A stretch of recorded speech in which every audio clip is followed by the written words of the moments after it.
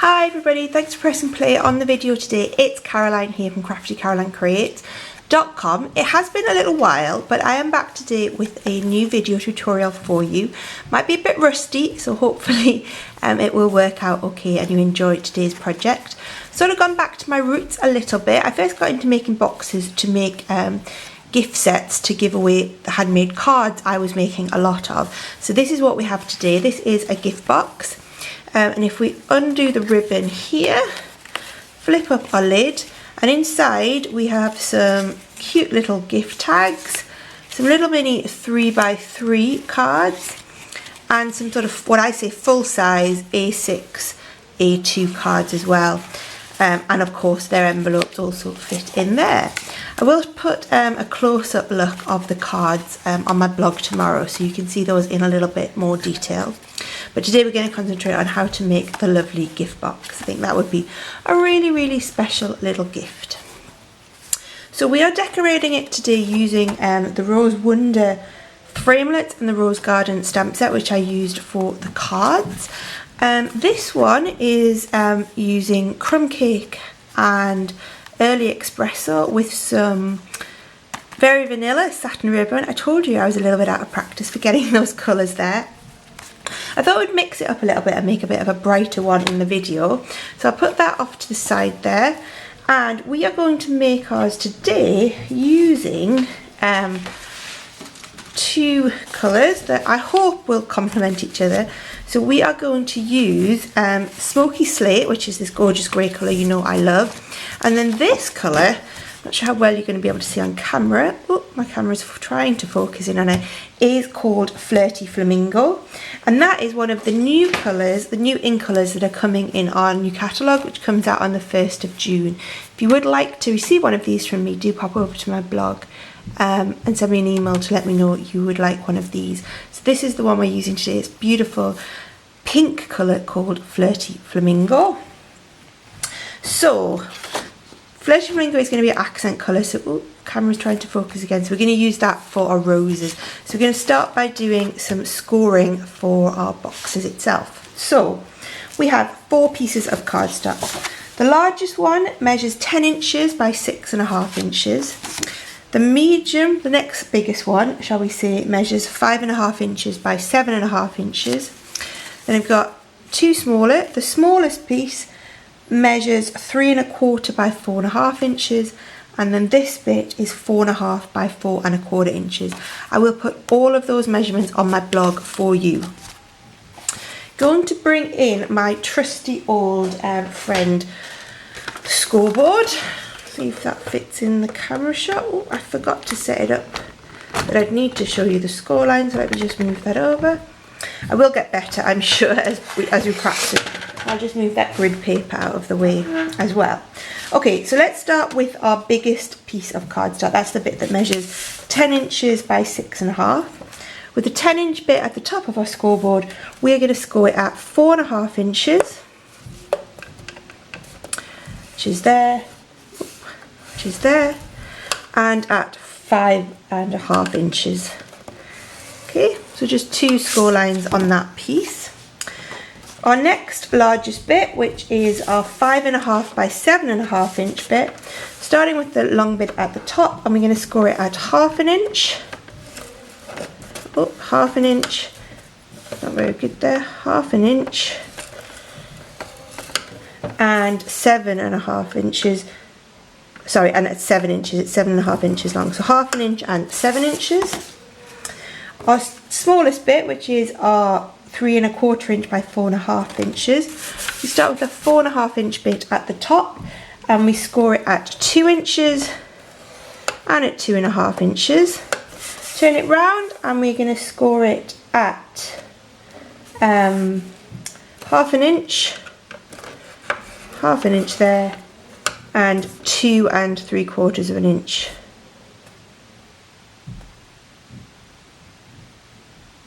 Which is there. Just got to get my mark right. There we go.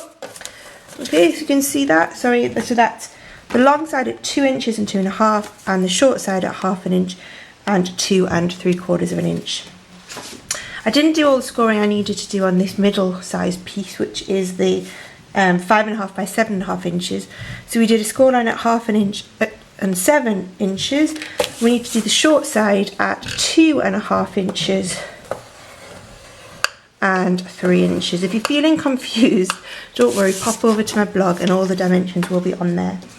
The last bit to score is our piece that measures 4.5 by 4.25. So if we start with the 4.25 piece at the top, we're going to score that at 1/2 inch and 3.25 inches. Turn it round, 4.5 inch piece at the top, and we're going to score it at 2 inches and 2.5 inches. Okay, we put all those to one side and we'll come back to those in a minute, because what I want to do now is a little bit of die cutting. So let's bring in my big shot. Okay. And what I'm using today is my magnetic platform and then my precision cutting plate, which you can see is pretty well used. And as I said, we are going to use the Rose Garden thinlets. Really beautiful thinlets. I mean, how big and how beautiful is that huge rose there? It's really pretty, isn't it? We are going to use a bit of that Flirty Flamingo cardstock. So I'm just going to cut a little strip off that's big enough for my rose to fit on, just about, Caroline. Okay. And I'm going to put you only need to use one of your normal plates when you're doing this. Just sliding it around a little bit. I've cut the cardstock a tiny bit short, but I think we'll be okay. Oh, the handle of course is on the other side, so I will just spin that round quickly so I can actually turn it. Okay, and we're just going to run that through. What I like to do is run it through once and back the same way. Now this is really a really intricate die, and my big shot plates are getting a little bit warped now, as you can see. So go back and forward once, and then I like to spin the whole thing 90 degrees and then go back through again, and this will just make sure we've got a really good cut, and it'll help us with popping it out. Okay, let's go. It's a bit harder for me to do this. I'm a bit further away from the table these days. As many of you will know, I have a little bun in the oven, so I have to lean in a bit further. Oh, lift that big shot out of the way. And here is our piece cut out. So I'm just going to pop out that die. And what we would normally have to do is get a little hole in, a little pin through all of those little holes and push out all the cardstock. But Stampin' Up! Launched a fabulous new tool. You get with it a little foamy mat and a roller like this. And all you need to do is just rub this over the die on your foamy mat.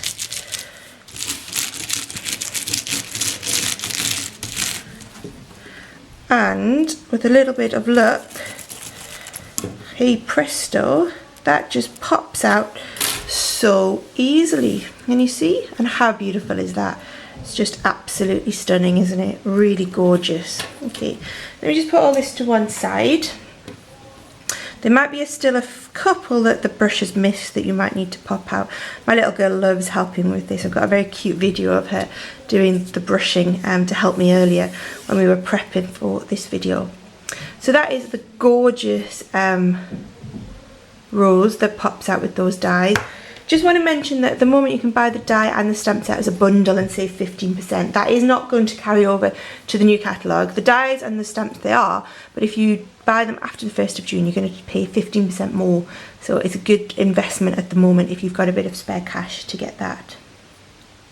Okay, so now we are going to go back and work on our boxes. So what I've done, just very quickly off camera, is folded and burnished that score line on that biggest piece of cardstock that we have. And what I've got here is my die cut that I have just done beautifully.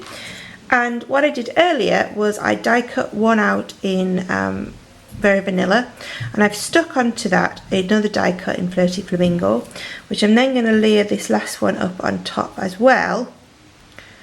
and that just gives us a lovely little 3D effect. And if you can see on this, the example I gave, you just get a little whisper of that very vanilla underneath.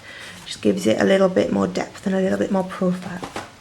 Really easy to do this using Stampin' Up's fine tip glue pen. So I find it easiest just to run this all over your die cut, like this, going a bit quicker than I would because you don't want to watch me do this for a long time, I'm sure. Okay, but you can take your time and make sure that these this glue goes just exactly where you want it to go. Okay, I think we're getting there. We try to get the edges all done, and then you can put some dots in the middle, but the fine tip glue pen is really good on these really intricate dies that we're seeing more and more of, because they are gorgeous and there are more coming in the new catalogue. And this just makes it really easy. So I'm just going to line that up. How does that line up? There we go, on top. And I actually find it's quite useful to use the scoring tool from your scoreboard. There's a little piece that I missed there. We'll push that out in a minute, just to help you position this the right way. Okay, make sure that it's all stuck down perfectly. Okay, how beautiful is that? Okay, so this is going to be our flap, so this is going to be our front section. First thing we're going to do is add our ribbon. Now I am using for this, very sad to see this go, this is the Satin Ribbon, which is really gorgeous in Very Vanilla. This is retiring, so if you love this ribbon as much as I do, it's a good time to get in and stock up on it now. So I'm going to put this across the bottom of my flap. So I'm just going to put some snail there, which will help me stick that down about there, and we can take that round the back here just to make it look neat, just to join it up on the other side. Cut that down there, a bit more snail. So I got the flick, didn't I? Okay, and that will stick down nicely, and we can just trim that excess off there. Okay, now for our ribbon, so this is purely decorative. The next bit we're going to put on is going to be what we use to tie it. So I'm going to pull out quite a bit, and in order to allow us to tie it, we need to make sure that we only stick it down a little bit here so that it will still allow us to open the box. I did a little confession when I made this first sample of this. I did stick it down all the way around and couldn't open the box as a result. So just going to stick that in a little section there, like that. Okay, and I'm going to pull out plenty of that so that I have enough to make sure I can tie a nice bow at the end of the day. Right, now we are going to start decorating our box using our gorgeous die cut. Oh, what's happened there? There we go. Okay, so just going to lie that on roughly where you want that to go, something like that. And then again, bring out our wonderful fine tip glue, and we can put that all the way around the back, all the way around the edge. You can fast forward if you don't want to watch me do this. It's not the most exciting of tasks, but the pen does just make it really easy to stick down these gorgeous die cuts. And as I said, if this is a die and stamp that has been on your wish list for a while, I definitely recommend you buy it before the end of the month, and you'd make that big saving. Gosh, I'm really trying to sell it to you, but I hate people to miss out, and I hate people that come back to me, you know, in the middle of July, in the middle of June, and they'll say, why is this more expensive this time?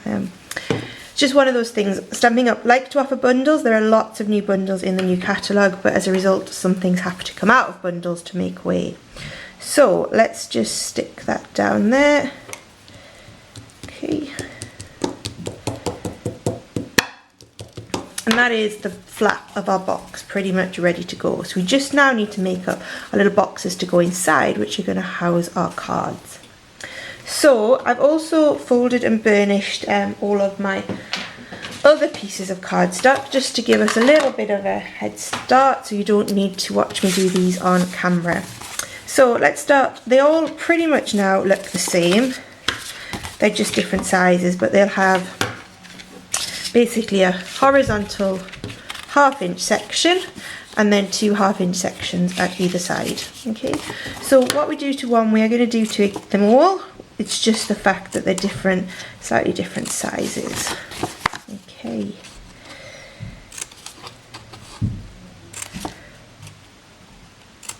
While I'm doing this, I will let you know that we are really struggling with baby names. We can't find one that we agree on. So if anybody has any unusual name suggestions, please let me know, because we have really been through all of the ordinary ones, and the ones that I like my husband isn't so keen on, and the ones that he loves aren't doing it for me. And then we also have Eva, who has her own opinions, yeah, mainly based on what cartoon she's been watching that day. But she's a big fan of Brave at the moment, so Scottish boy names like Merida's brother are her favourite at the moment. So if you have any boys' names, let me know. So what we've done is that on each one, that central section, just cut up to the top score line and then notched out each of the flaps. Right, now to build these up, we are going to just put a bit of snail on 2 sides along these flaps. You see I put the snail on just 2 of those flaps, and then we can fold this in and fold down. That's one side. Let's go over to the other side and fold that in, and all we've made is a really cute little box. Let's do the next one. So again, snail on 2 sides, any 2 sides, doesn't really matter which, and then fold that over, fold that one over there, and that is obviously going to be for our tags. These are for 3x3 cards, and this is going to be for our larger cards, but again it's identical procedure. So we just stick those down there and there, and then fold this up, one there and one there. Okay, so we basically have 3 little boxes made. What you can do is you can decorate these using some of the other die cuts in the pack. So I've done these already, just like on the example. You can see I've stuck those down just onto the boxes themselves to add a little bit more detailing. So I'm not going to do that because you've seen me do enough glue penning in this video, but you can see how they would look beautiful fixed on there. I'll go back and do that later. So all that is left to do is start to assemble our box, and we're going to use Tombow for this. I'm going to just put some Tombow on the back section of this box. Okay. Tombow, it's a bit much. Tombow will just give you that second of wiggle space. And I'm going to line this at the bottom section of my flap, like that. Okay, can you see that? And then the tag box I'm going to put to this side. So I'm just going to bit of Tombow on the back. Going to leave about 1/2 inch space for the end of the box, but I'm going to line it up at the bottom there. You can see so it's lined up here, and I put a bit of a 1/2 inch gap there. And then lastly, my 3x3 cards. Again, I'm going to leave about a 1/2 inch gap at this side, which will give me a bit of a 1/2 inch gap in the middle there, but line it up at the bottom. Okay, and they will just take a second or two to glue, for the glue to dry. That one's moving. Just put your fingers in the box to squeeze that into position. Oh, and then the whole box is moving as well. Okay, and then all that's left to do is to fold that up, and we can tie this in a lovely bow. Oh, bows and cameras, and I still haven't quite got that. Oh, I quite like this colour combination actually. It was a bit of a gamble as to how it would pay off, but I quite like it. trim those tails, which are ridiculously long, and we will of course keep these ribbon as it's not going to be around for much longer. And there we go, that is our lovely card box, or two lovely card box, two different colour combinations using that gorgeous die that I just think is so pretty. Hope you enjoyed this video. It is really nice to be back, and I will have another video for you on next Friday, and hopefully I might have a little sneaky one for you on Tuesday as well. Thanks for watching, and I will speak to you soon. Bye.